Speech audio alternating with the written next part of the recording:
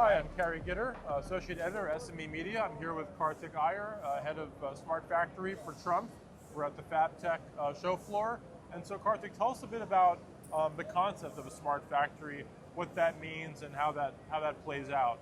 When we think of smart factories, we think of connected machinery that automates production and provides transparency. So that's really the main goal. If you look at those words, that kind of sums it up.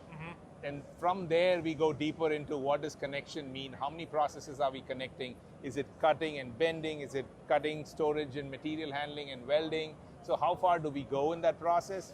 How much automation do we do? I mean, is it using robots? Is it using additional storage systems? All that defines automation. And finally, the most important thing, I guess, is transparency, which deals with visibility of the shop floor. That dives right into data that we collect from the smart factory and ties into the whole Industry 4.0 IoT concept, which is where smart factories came out of. But today we look for that data and transparency so that we can provide customers visibility into what they're manufacturing.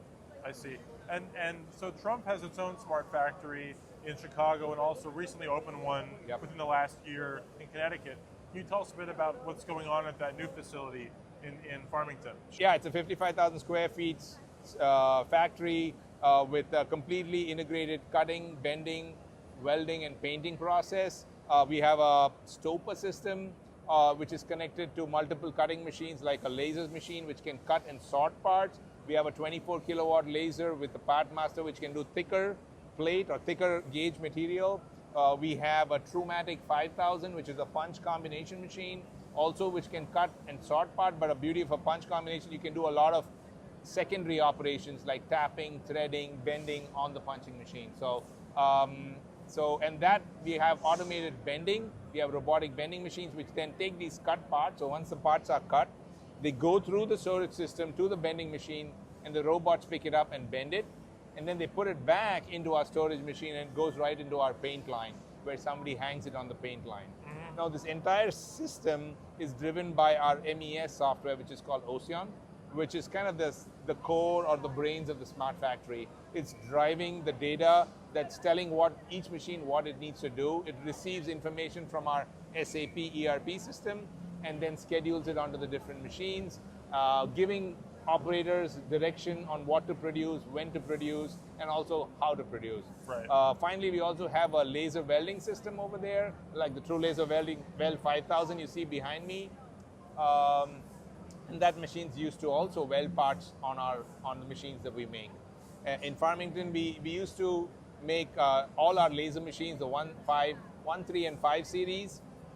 Recently, last year, we started producing our True Laser Tube, which you see down there. Of course, besides that, it's a great opportunity for us to show our customers how we use our factories and how give them ideas for their own business. Great, and that's a good segue into my last question, which is about what kind of interest and adoption are you seeing in smart factories across the manufacturing sector, and what growth do you predict in the future for the use of smart factories and the widespread adoption of them?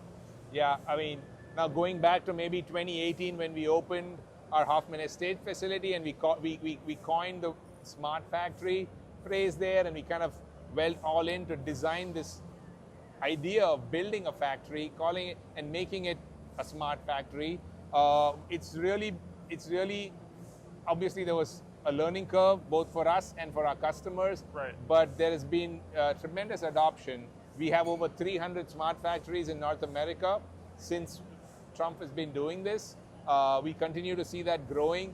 The total percentage of smart factories in our business is growing every year, and we expect that to go in the future simply because of the problems that it solves. Today, as manufacturing is coming back to North America, you can't do it the same way because there's just the unavailability of the labor pool, the unavailability of the press brake operators, the skilled welders, and that has to be automated. And that's what we are taking that mindset to our smart factory approach, is to think on how can we solve these problems, eliminate labor, increase throughput, but give the customers an option for automation. Maybe it's not 100%. I mean, automation is a journey.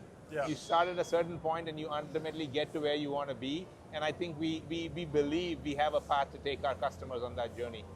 So I'm very optimistic, and I believe that that we will see more adoption of smart factories among our customer base. Wonderful. All right. It's a great note to end on. All right. Thank you very much. Yeah.